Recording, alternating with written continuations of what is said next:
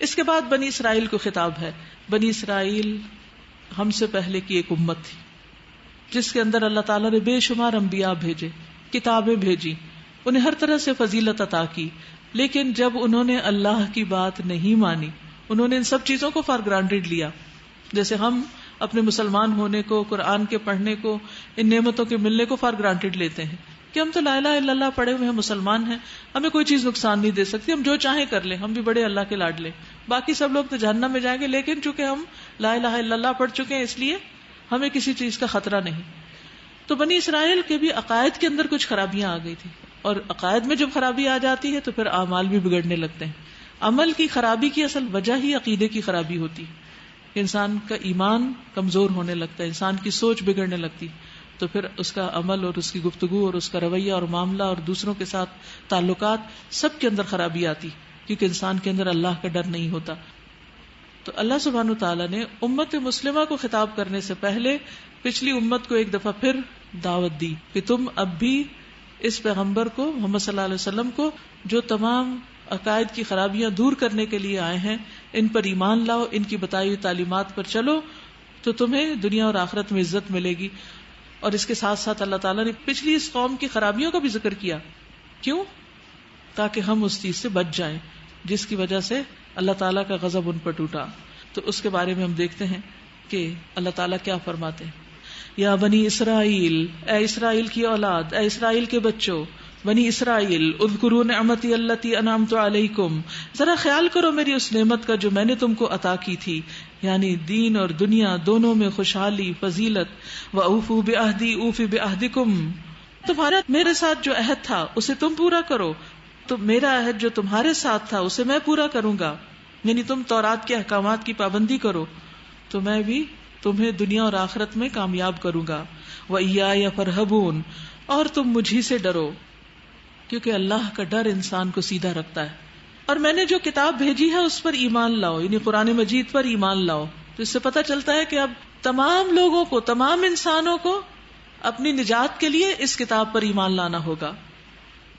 یہ اس کتاب کی تائید میں ہے جو تمہارے پاس پہلے سے موجود تھی، لہٰذا سب سے پہلے تم ہی اس کے انکاری مت بن جاؤ. تھوڑی قیمت پر میری آیات کو نہ بیچ ڈالو اور میرے غضب سے بچو، یعنی میرے دین اور میری اس کتاب کے ذریعے دنیا مت کماؤ.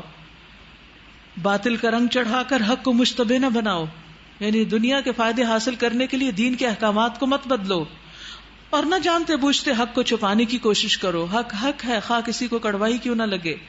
وَأَقِیمُوا الصَّلَاةَ وَآتُوا الزَّکَاةَ، نماز قائم کرو اور زکوٰۃ ادا کرو. اور جو لوگ میرے آگے جھک رہے ہیں ان کے ساتھ تم بھی جھک جاؤ، یعنی اجتماعی عبادات کا اہتمام کرو. اتأمرون الناس بالبر، کیا تم لوگوں کو نیکی کا راستہ دکھاتے ہو، نیکی کا حکم دیتے ہو، مگر اپنے آپ کو بھول جاتے ہو، حالانکہ تم کتاب کی تلاوت کرتے ہو. کل ہم نے تلاوت پر بہت بات کی تھی. تلاوت کا معنی صحیح طور پر اس کو پڑھنا بھی ہے اور اس کے ساتھ ساتھ اس کا اتباع بھی ہے، تلا یتلو تلون سے اس کو فالو کرنا. وانتم تتلون الکتاب، حالانکہ تم کتاب کی تلاوت یہاں پہلے معنوں میں استعمال ہوئے، تم اس کو پڑھتے ہو، سمجھتے ہو، اور پھر اس کے باوجود تمہاری زندگی اس کے خلاف جا رہی ہے. افلا تعقلون، کیا تم عقل سے کام نہیں لیتے؟ کیوں ایسا ہوتا ہے جب انسان دنیا کے لالچ میں مبتلا ہو جاتا ہے یا آخرت کو بھول جاتا ہے یا پھر اس کو عمل کرنا مشکل لگتا ہے؟ تو کوئی بھی وجہ ہو، انسان کے لیے حل کیا ہے؟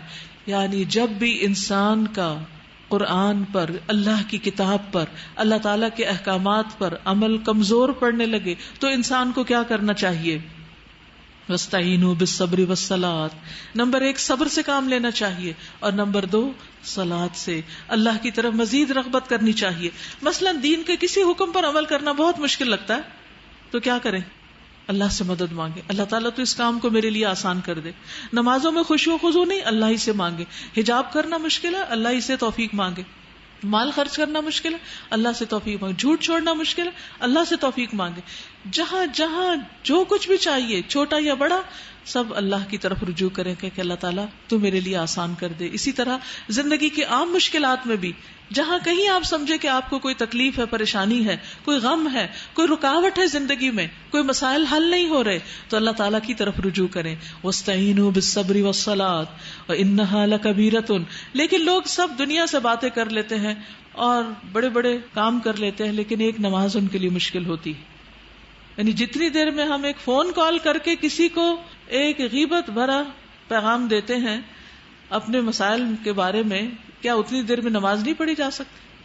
تو کیا یہ ممکن ہے کہ آپ جب کسی کو اپنا مسئلہ بیان کرنے لگے پہلے نفل پڑھ لیں، اللہ سے خوب رو کے دعا کر لیں؟ آپ یقین کریں آپ کے دل میں اتنی ٹھنڈک آئے گی کہ دل ہی نہیں چاہے گا کسی سے بات کرنے کی، بتانے کی شاید نوبت ہی نہ آئے، کیونکہ نماز اللہ سے بات کرنا ہے اور دوسرا لوگوں کو اپنے قصے کہانیاں اور مسائل سنانا ہے۔ تو آپ کے پاس اگر کوئی مسائل لے کر آئے تو آپ اسے کہ اسی وقت پہلے جا کر وضو کریں، 2 نفل پڑھیں، خوب رو کر دعا کریں، اس کے بعد اپنا مسئلہ بتائیں مجھے۔ کس کا حق زیادہ ہے کہ اس کو مسائل بتائے جائیں؟ اللہ کا حق۔ کوئی کس کے پاس اختیار ہے؟ کون العلیم ہے، کون الحکیم ہے، کون القدیر ہے؟ اللہ۔ اللہ سبحانہ وتعالیٰ کے پاس ساری قوتیں ہیں، تو پھر ہم بندوں کے پیچھے کیوں بھاگتے رہتے ہیں؟ پہلے اللہ سے مانگے، پھر وہ رہنمائی کرے گا کہ کہاں جاؤ۔ اور انسان کو الہدا البیانی جو ہوتا ہے کہ لوگوں کے ذریعے جو رہنمائی ملتی وہ بھی پھر مل جاتی، ورنہ لوگ کچھ نہیں کر سکتے، کچھ نہیں بتا سکتے، چاہے 10 لوگوں کے پاس گھوم پھر کے آ جائیں، آپ کے مسائل وہیں کے وہیں رہیں گے جب تک اللہ سبحانہ وتعالیٰ ان کو دور نہ کرے۔ تو یہ اس نماز کو بھاری نہ سمجھیں۔ ہاں، جو جھکنے والے ہیں ان کے لیے یہ نماز ہلکی ہے۔ الذین یظنون انہم ملاقو ربہم، جو سمجھتے ہیں کہ وہ اپنے رب سے ملاقات کرنے والے ہیں، وانہم الیہ راجعون، اور جو اس کی طرف لوٹ کر جانے والے ہیں۔ جو شخص اللہ کی ملاقات کو پسند کرتا ہے، اللہ اس کی ملاقات کو پسند کرتا ہے، اور جو اللہ تعالیٰ سے ملنا ناپسند کرتا ہے، اللہ تعالیٰ بھی اس سے ملنا ناپسند کرتا ہے۔ اپنے دل کو ٹٹولیے، کیا مجھے اللہ سے ملاقات کا شوق ہے؟ کیا مجھے اس بات کی چاہت ہے کہ میں ایک دن اپنے رب کو دیکھوں، اس کا دیدار کروں اور وہ مجھ سے راضی ہو جائے اور میری ساری محبتیں اس محبت میں سما جائیں؟ یہ دنیا کی محبتوں کے تجربے تو اللہ تعالیٰ دراصل اپنی طرف لانے کے لیے کرتا ہے، ان چیزوں میں اٹکنے کے لیے تھوڑی ہے کہ آپ کسی بھی انسان میں اٹک جائیں، اپنی اولاد میں اٹک جائیں، یا بہن بھائیوں میں، یا والدین، یا کسی بھی چیز کی محبت میں، یا مال و دولت کی محبت میں۔ یہ سب چیزیں تو اللہ تعالیٰ نے انسان کے لیے خوشنما بنائی ہیں، انسان کے لیے مزین کی ہیں، تاکہ انسان کو ایک اچھی خوبصورت چیز کا تجربہ ہو، ایک محسوس چیز کو دیکھ کر غیر محسوس اور غیر معلوم چیز کو ایکسپیرینس کر سکے، اس کے بغیر وہ کر نہیں سکتا۔ تو جب کسی بھی چیز کی محبت ستانے لگے تو فوراً اس کو اللہ سبحانہ وتعالیٰ کی طرف موڑ دیجئے، اور پھر آپ دیکھیں گے کہ آپ کو محبت کا معنی سمجھ آنے لگے گا۔ اور حقیقت یہ کہ انسان کے دل میں اصل خوشی صرف اس وقت پیدا ہوتی ہے جب انسان اللہ سے محبت کرتا ہے۔ اس محبت کی علامت کیا ہے؟ اس محبت کی علامت نماز سے محبت ہونا ہے۔ اگر آپ یہ جاننا چاہتے ہیں کہ آپ کو اللہ تعالیٰ سے ملاقات کا شوق ہے یا نہیں، محبت ہے یا نہیں، تو دیکھیے نماز کی طرف قدم کس طرح اٹھتے ہیں، کس شوق کے ساتھ آپ جاتے ہیں نماز پڑھنے کے لیے، اور نماز سے کتنا گھبراتے ہیں۔ اور اگر نماز کی طرف توجہ نہیں یا نماز بوجھ ہے تو سمجھیے اللہ سے کوئی محبت نہیں، چاہے کتنی بھی باتیں، کتنے بھی دعوے کر لیں۔ پھر بنی اسرائیل سے دوبارہ خطاب کیا گیا، یا بنی اسرائیل اذکروا نعمتی التی انعمت علیکم وانی فضلتکم علی العالمین۔ اے بنی اسرائیل، یاد کرو میری اس نعمت کو جس سے میں نے تمہیں نوازا تھا، اور اس بات کو کہ میں نے دنیا کی تمام قوموں پر تمہیں فضیلت عطا کی تھی۔ اور ڈرو اس دن سے جب کوئی کسی کے ذرا کام نہ آئے گا، نہ کسی کی طرف سے سفارش قبول ہوگی، نہ کسی کو فدیہ لے کر چھوڑا جائے گا، اور نہ مجرموں کو کہیں سے کوئی مدد مل سکے گی۔ بنی اسرائیل اس وقت کے مسلمان تھے، اور انہوں نے سمجھا کہ چونکہ ہم مسلمان ہیں اس لیے نجات تو ہے ہی ہے، ہمارے لیے تو کوئی عذاب نہیں، کوئی پکڑ نہیں، کوئی مشکل نہیں، ہم جو بھی کر لیں ہم نجات یافتہ گروہ ہیں۔ اللہ تعالیٰ نے کیا فرمایا کہ نہیں، کوئی کسی کے کام نہیں آئے گا، تم بھی قیامت کے دن سے ڈرو، کسی کی سفارش قبول نہ ہوگی اگر تم اللہ سبحانہ و تعالیٰ پر صحیح ایمان نہ رکھتے ہوئے، اور کوئی اور تمہاری جگہ آ کے بدلہ فدیہ نہیں دے سکے گا، کیونکہ وہ سمجھتے تھے کہ ان کے بزرگ، ان کے نیک لوگ ان کے لیے سفارش کر دیں گے اور وہ ان کو بچا کر نکال لے جائیں گے۔ تو اس عقیدے کی تردید کر دی گئی کہ ایسا نہیں ہوگا، تم خود اپنے لیے کچھ کرو۔ پھر آگے کچھ آیات میں آپ دیکھیں گے کہ اللہ سبحانہ و تعالیٰ بنی اسرائیل کو اپنے کچھ انعامات یاد کراتے ہیں، اور اس کے ساتھ ساتھ جب انہوں نے ان انعامات کی قدر نہیں کی، احسانات کی قدر نہیں کی، تو پھر کس طرح ان کی شامت آئی، انجام بھی ساتھ ساتھ بتا دیا گیا اور ان کے رویوں کو بھی بتا دیا گیا۔ یہ ایک آئینہ ہے ہم سب کے لیے کہ ہم اپنے رویوں پر، اپنے طریقوں اور اپنے اعمال پر غور کریں کہ ہم کیا کر رہے ہیں. وَإِذْ نَجَّيْنَاكُمْ مِنْ آلِ فِرْعَوْنَ، یاد کرو وہ وقت جب ہم نے تم کو فرعونیوں کی غلامی سے نجات بخشی تھی. موسیٰ علیہ السلام کے زیر سایہ، وہ جب ان کو لے کر نکلے تھے مصر سے، انہوں نے تمہیں سخت عذاب میں مبتلا کر رکھا تھا. تمہارے لڑکوں کو ذبح کرتے تھے اور تمہاری لڑکیوں کو زندہ رہنے دیتے تھے، اور اس حالت میں تمہارے رب کی طرف سے تمہاری بڑی آزمائش تھی. یاد کرو وہ وقت جب ہم نے سمندر پھاڑ کر تمہارے لیے رستہ بنایا، پھر اس میں سے تمہیں بخیریت گزروا دیا، پھر وہی تمہاری آنکھوں کے سامنے فرعونیوں یعنی تمہارے دشمنوں کو غرقاب کیا، یعنی ڈبو دیا. یاد کرو جب ہم نے موسیٰ علیہ السلام کو 40 شبانہ روز کی قرارداد پر بلایا، یعنی 40 راتوں کے لیے بلایا، تو اس کے پیچھے تم بچڑے کو اپنا معبود بنا بیٹھے، شرک میں مبتلا ہو گئے. اس وقت تم نے بڑی زیادتی کی تھی، مگر اس پر بھی ہم نے تمہیں معاف کر دیا. شاید اب تم شکر گزار بنو. یاد کرو کہ ٹھیک اس وقت جب تم یہ ظلم کر رہے تھے، ہم نے موسیٰ کو کتاب اور فرقان عطا کی تاکہ تم اس کے ذریعے سے سیدھا راستہ پا سکو. تو شرک سے، بدعت سے نکلنے کا ذریعہ کیا ہے؟ اللہ کی کتاب ہر دور میں اور فرقان. یاد کرو جب موسیٰ یہ نعمت لیے ہوئے پلٹے تو اس نے اپنی قوم سے کہا، لوگوں تم نے بچڑے کو معبود بنا کر اپنے اوپر سخت ظلم کیا ہے، لہٰذا تم لوگ اپنے خالق کے حضور توبہ کرو اور اپنی جانوں کو ہلاک کرو، اسی میں تمہارے خالق کے نزدیک تمہاری بہتری ہے. اس وقت تمہارے خالق نے تمہاری توبہ قبول کر لی کہ وہ بڑا معاف کرنے والا ہے اور رحم فرمانے والا ہے. کچھ گناہ صرف زبانی توبہ استغفار سے معاف ہو جاتے ہیں اور کچھ گناہوں کا کفارہ دینا ہوتا ہے، جیسا کہ یہاں پر. یاد کرو جب تم نے موسیٰ سے کہا تھا کہ ہم تمہارے کہنے کا ہرگز یقین نہیں کریں گے جب تک کہ اپنی آنکھوں سے اعلانیہ خدا کو کلام کرتے نہ دیکھ لیں، اللہ تعالیٰ کو دیکھ نہ لیں. اس وقت تمہارے دیکھتے دیکھتے ایک زبردست بجلی نے تم کو آ لیا، تم بے جان ہو کر گر چکے تھے، مگر پھر ہم نے تم کو جلا اٹھایا، زندہ کر دیا، شاید کہ اس احسان کے بعد تم شکر گزار بن جاؤ. یعنی موسیٰ علیہ السلام جب تورات لے کر آئے اور اللہ تعالیٰ کی ملاقات کی بات کی تو کہنے لگے کہ ہم تو یہ کتاب تب پڑھیں گے جب ہم خود اللہ تعالیٰ سے بات کر لیں، ہم خود بھی دیکھنا چاہتے ہیں. تو موسیٰ علیہ السلام 70 لوگوں کو لے کر کوہ طور پر گئے، لیکن پھر کیا ہوا؟ یہ بہت ہی غلط مطالبہ تھا، وہاں ان پر بجلی گری، سب مر گئے. پھر موسیٰ علیہ السلام پریشان ہوئے تو اللہ تعالیٰ نے ان سب کو زندہ کیا. تو اس سے کیا پتہ چلتا ہے کہ اللہ سبحانہ وتعالیٰ کے احکامات کا مذاق نہیں اڑانا چاہیے، اور ایمان اس چیز کا نام نہیں کہ انسان ہر بات میں حجت بازی کرے. ہم نے تم پر ابر کا سایہ کیا، بادل کا سایہ کیا، من و سلوہ کی غذا تمہارے لیے فراہم کی. یعنی جب مصر سے نکل کر صحرائے سینا میں گئے اور وہاں پر صرف صحرا ہی صحرا تھا، کوئی درخت نہیں تھا، کوئی سایہ اور اوٹ نہیں تھی، تو کس طرح لاکھوں لوگوں کو اللہ تعالیٰ نے سایہ مہیا کیا اور کس طرح کھانے کا انتظام کیا من و سلوہ اتار کر. اور تم سے کہا کہ جو پاک چیزیں ہم نے تمہیں بخشی ہیں انہیں کھاؤ، مگر تمہارے پہلوں نے جو کچھ کیا وہ ہم پر ظلم نہ تھا بلکہ انہوں نے آپ ہی اپنے اوپر ظلم کیا. یہ ساری نعمتیں پا کر پھر بھی اللہ تعالیٰ کی بات نہیں مانی اور حجت بازی کرنے لگے.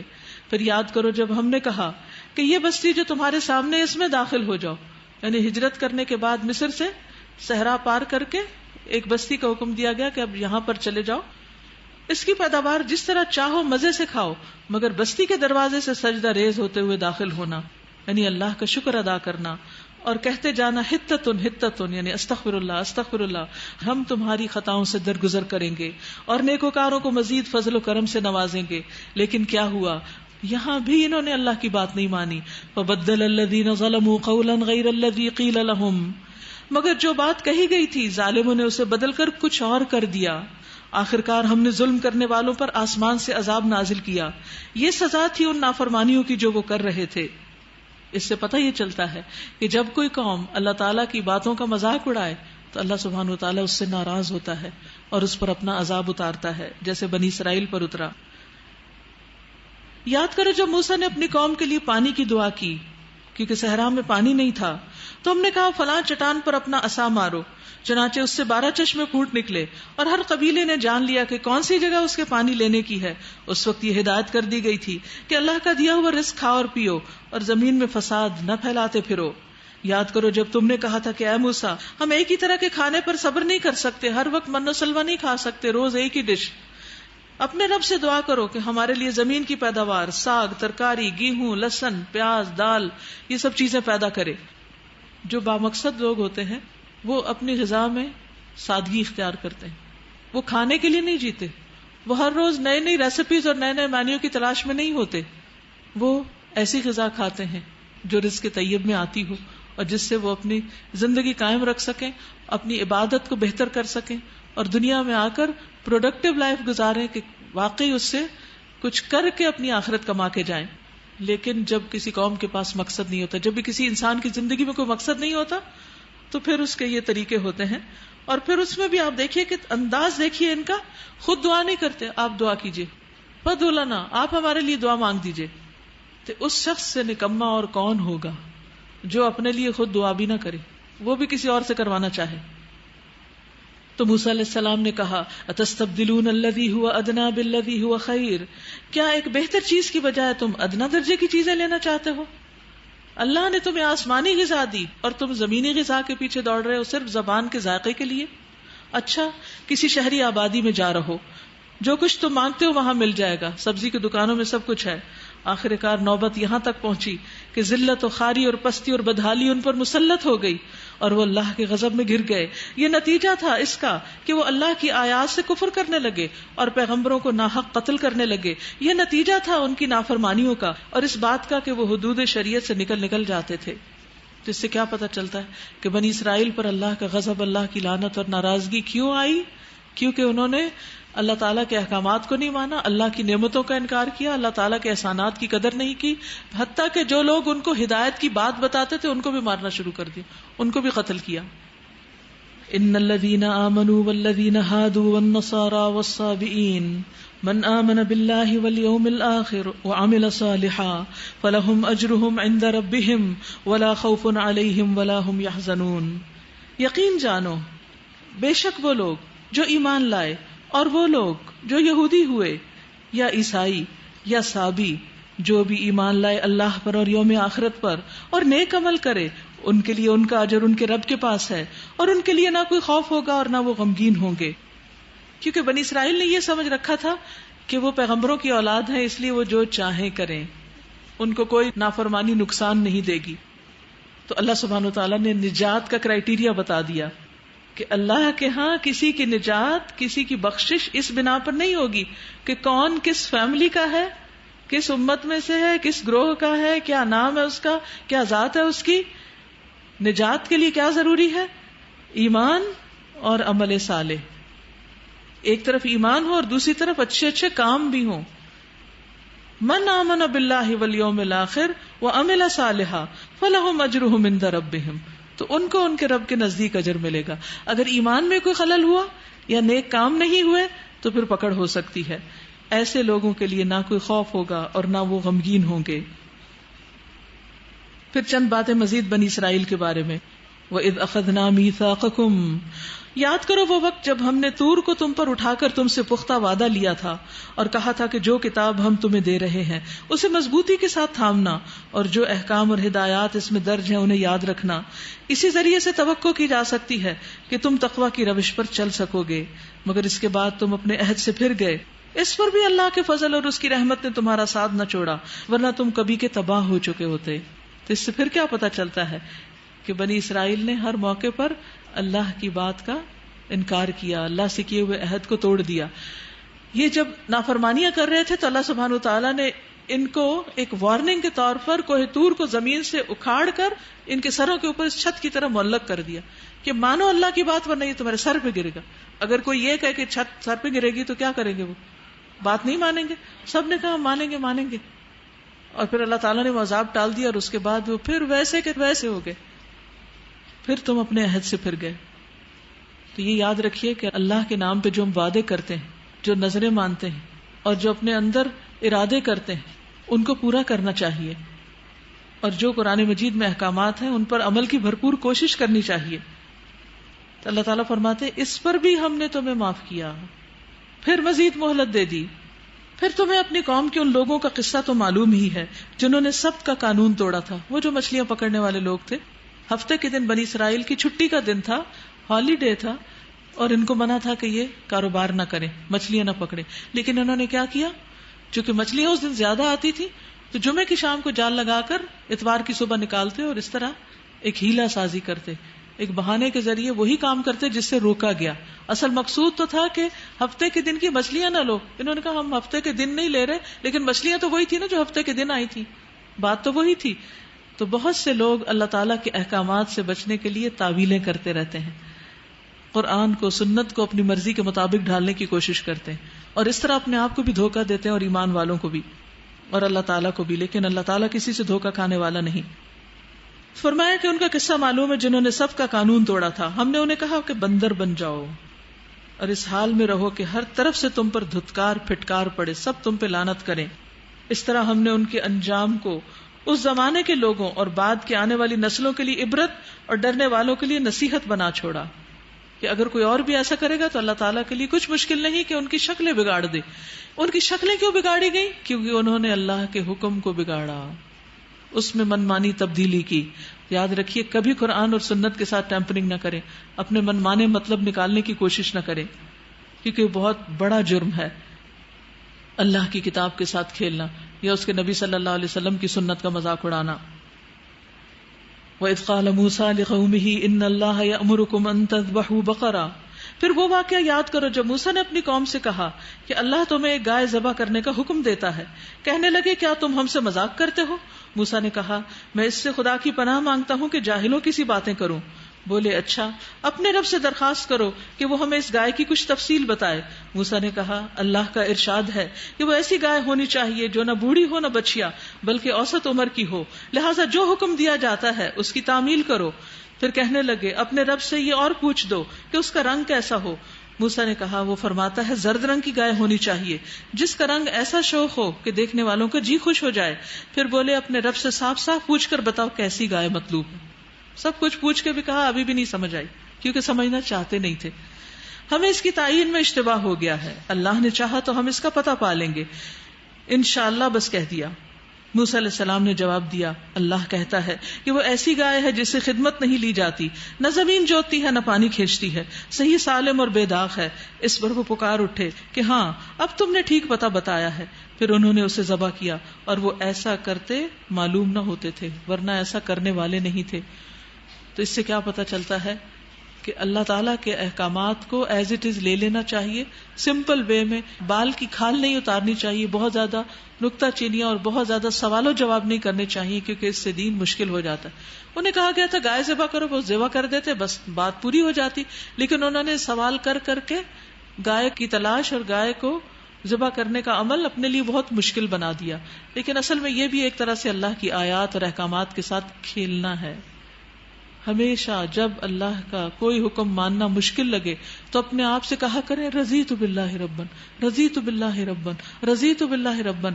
اللہ سچا ہے, اللہ کی بات سچی ہے, اللہ کا حکم سچا ہے, مجھے ماننے میں مشکل ہو رہی ہے لیکن اصل حق تو یہی ہے, فیصلہ تو اس کے مطابق ہوگا, لہٰذا مجھے اس سے انکار نہیں کرنا, مجھے وہی کرنا جو میرا رب چاہتا ہے, مجھے اپنے آپ کو تبدیل کرنا ہے, اللہ کی کتاب کو نہیں.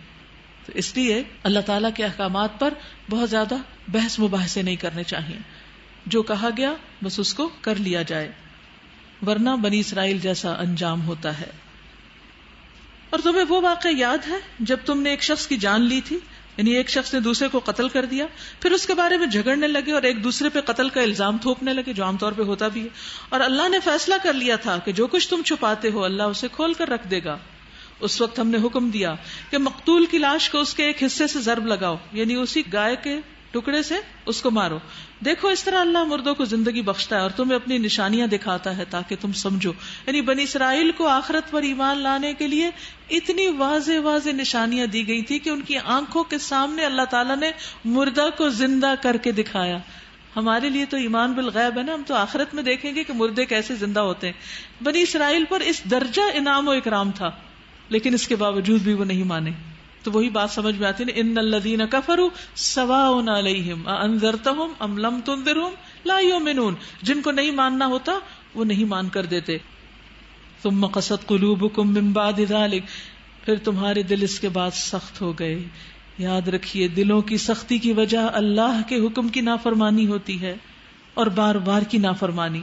جب انسان ایک دفعہ نافرمانی کرتا ہے تو انسان کو پریشانی ہوتی ہے, پھر جب دوبارہ غلط کام کرتا ہے تو کم پریشانی ہوتی ہے, تیسری چوتھی بار پھر پریشانی ختم ہو جاتی, پھر انسان اس گناہ میں مزے لینے لگتا ہے.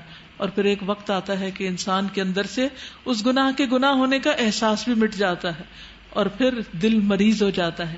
اور جب دل مریض ہو جاتا ہے تو انسان کو ہدایت نہیں ملتی. پھر کوئی لاکھ سمجھائے اس کو، قرآن مجید کی بڑی بڑی آیات پڑھ جائے، قرآن اس کے حلق سے نیچے نہیں اترتا، اس کے دل میں نہیں جاتا اور اس کا عمل تبدیل نہیں ہوتا. اس لیے اس بات سے ڈرتے رہنا چاہیے کہ اللہ کی نافرمانیاں زہر قاتل کی طرح ہیں جو انسان کے لیے ہلاکت کا باعث ہیں. تو یہاں بنی اسرائیل نے جب اللہ کی بات نہیں مانی تو پھر کیا ہوا؟ یا اس میں بہت تعویلیں کی تو ان کے دل سخت ہو گئے، پتھر کی طرح سخت یا اس سے بھی زیادہ سخت. وَإِنَّ مِنَ الْحِجَارَةِ لَمَا يَتَفَجَّرُ مِنْهُ الْأَنْهَارُ، بعض پتھر ایسے ہوتے ہیں ان سے نہریں پھوٹ پڑتی ہیں. کبھی آپ نے مری کے راستے میں یا کسی اور جگہ پر دیکھا جہاں سے چشمے نکل رہے ہوتے ہیں؟ مجھے ہمیشہ یوں لگتا ہے جیسے یہ ہماری آنکھوں کی طرح زمین کے آنسو ہیں، کہ جیسے ہم روتے ہیں تو کیا ہوتا ہے، جھڑیاں لگ جاتی ہیں نا، تو چھوٹے چھوٹے سوراخوں سے آنسو نکلتے ہیں. اور اسی طرح اگر آپ چشمے کے مقام کو پہنچے کہ نکل کہاں سے رہا ہے تو اس کا جو نکلنے کا مقام ہوتا ہے وہ بہت چھوٹا سا ہوتا ہے. تو جیسے زمین بھی اللہ کے خوف سے رو رہی ہو، تو کچھ لوگ ایسے ہوتے ہیں کہ ان کے سامنے اللہ کی بات کی جائے تو وہ رونے لگ جاتے ہیں، ان کی کھالیں نرم پڑ جاتی ہیں، ان کے آنسو بہنے لگتے ہیں. قرآن ان کے دلوں پر اثر کرتا ہے. وَإِنَّ مِنْهَا لَمَا يَشَّقَّقُ فَيَخْرُجُ مِنْهُ الْمَاءُ، کچھ ایسے ہوتے ہیں جو پھٹ پڑتے ہیں تو ان سے پانی نکل آتا ہے. یعنی کچھ لوگ بظاہر ایسے لگتے ہیں جیسے بہت سٹبن ہو اور ان پر کوئی بات اثر نہیں کرے گی اور وہ غلط چیزوں میں پڑے ہوئے ہوتے ہیں، ان کے دل بھی کچھ سخت ہوتے ہیں. لیکن پھر ایسا وقت آتا ہے کہ اللہ کی بات ان کے اندر اس طرح جاتی ہے کہ جیسے زلزلے سے بعض اوقات بڑے بڑے پتھر ٹوٹ جاتے ہیں اور نیچے سے پانی کی نہریں نکل آتی ہیں. تو ایسے لوگوں کے اندر خیر کا پوٹینشیل ہوتا ہے، وہ اندر دریا ہے لیکن اوپر ایک دیوار آئی ہوئی ہے، جہالت کی، غفلت کی، دنیا کی محبت کی.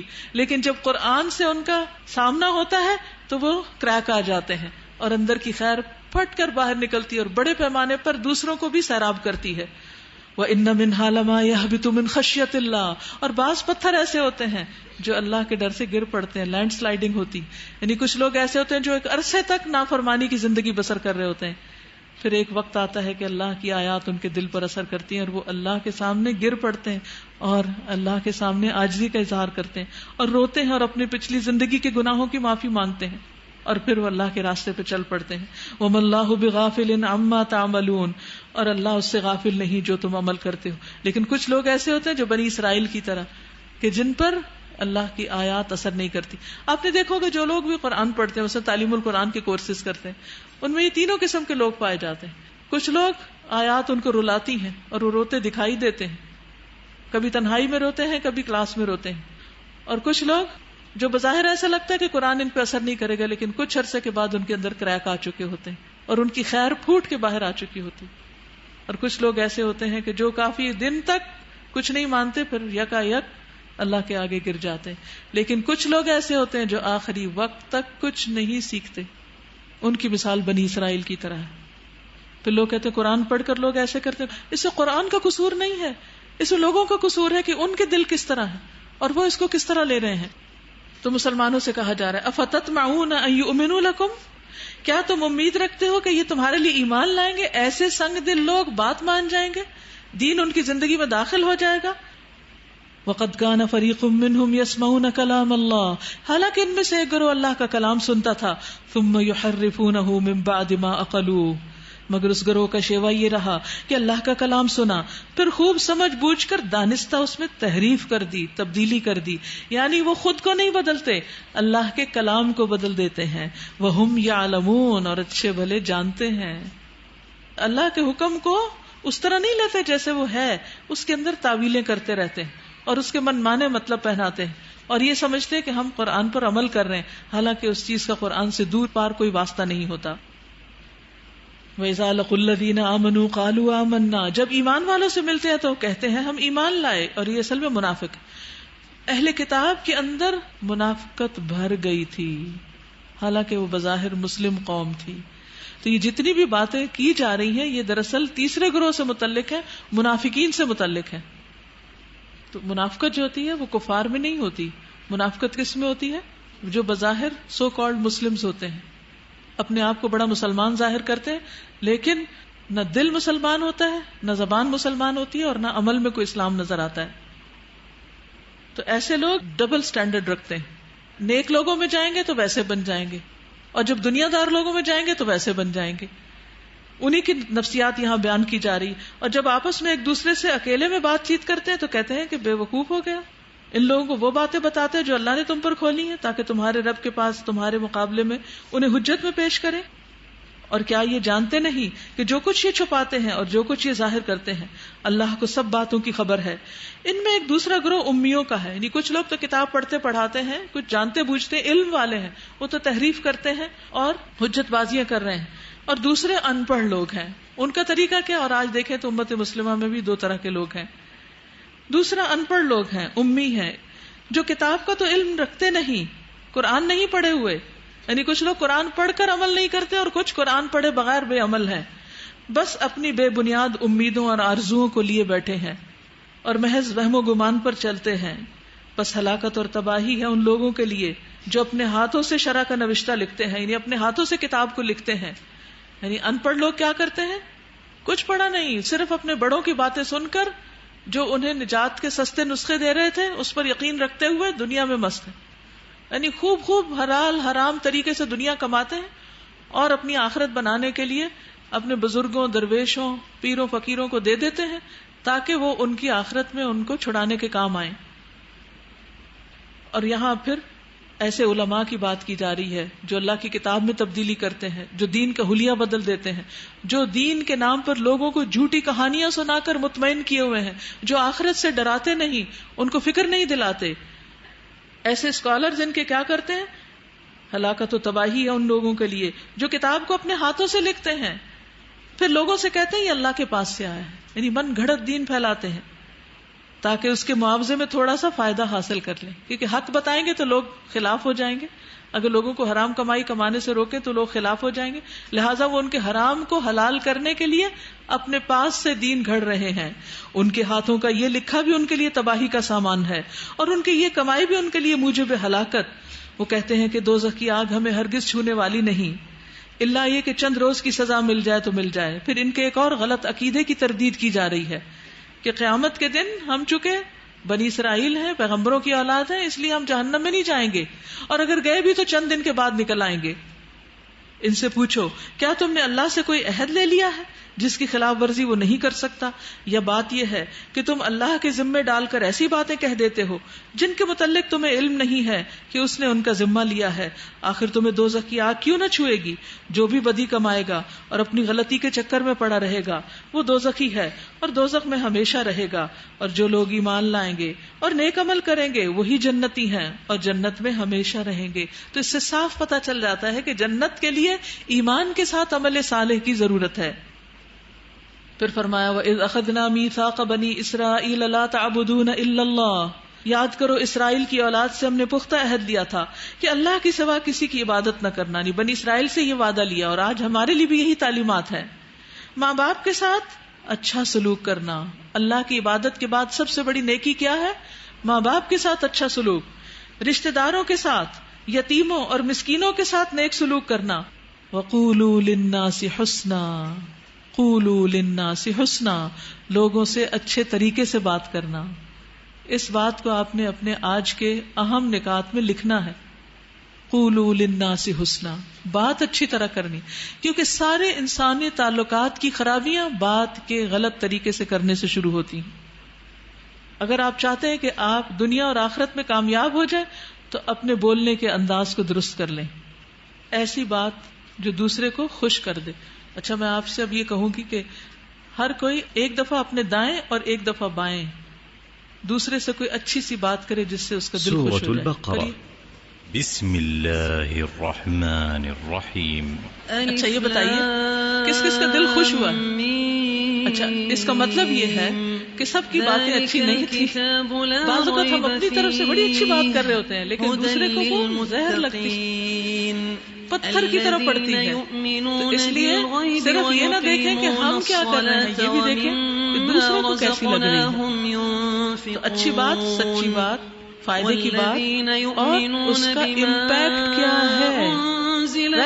جو بات آپ کر رہے ہیں چاہے کتنی بھی سچی ہو کتنی بھی اچھی ہو، لیکن اگر اس کا امپیکٹ ہی اچھا نہیں تو کیا وہ اچھی ہوگی؟ وہ اپنی ذات میں تو اچھی ہے مگر آپ کے لیے اس سے کوئی اچھائی نہیں نکلی۔ بعض لوگ کہتے ہیں میں بالکل سچ بول رہی ہوں، 100% سچ بول رہی ہوں، حق بات کہہ رہی ہوں، لیکن وہ سچ اور حق اس طریقے سے پتھر کی طرح مارتے ہیں دوسرے پر کہ دوسرا زخمی ہو کے رہ جاتا ہے۔ رسول اللہ صلی اللہ علیہ وسلم نے فرمایا سورۃ البقرہ پڑھا کرو کیونکہ اس کا پڑھنا باعث برکت ہے، اسے چھوڑنا باعث دیکھیے نماز اور زکات اور اس کے بعد میں پڑھنے ہے، والے پر جادوگر قدرت نہیں پا سکتے۔ اچھی بات یعنی جو پہلے شخص سورۃ البقرہ پڑھتا رہے گا وہ جادو کا شکار نہیں ہوگا یا جادو اس کو نقصان نہیں دے مگر گا۔ تھوڑے آدمیوں کے سوا تم یہ سب سورت صحت سے شیطان کو بھگا دینے والی صورت ہے۔ ابو ہریرہ سے روایت ہے کہ رسول اللہ صلی اللہ علیہ وسلم نے فرمایا دوسرے کا خون تم اپنے گھروں کو قبرستان نہ بناؤ، گھر تم سے اپنے میں گھروں کو قبرستان نہ بناؤ، تم نے اس کا کیونکہ اقرار شیطان کیا اس تھا، گھر سے تم بھاگ خود اس پر جاتا گواہ ہے ہو، جس گھر میں سورۃ البقرہ کی تلاوت کہ کی اپنے جاتی بھائی ہے۔ بندوں کو تو قتل آئیے کرتے دیکھتے ہیں کیا اپنی کہتی ہے برادری سورۃ کے کچھ البقرہ، لوگوں کو بے شروع خانمان اللہ کر کے دیتے ہو، نام بے سے گھر کر دیتے جو ہو، بہت مہربان ظلم و زیادتی کے ساتھ ان کے خلاف فرمانے جتھے والا بندیاں ہے۔ کرتے ہو،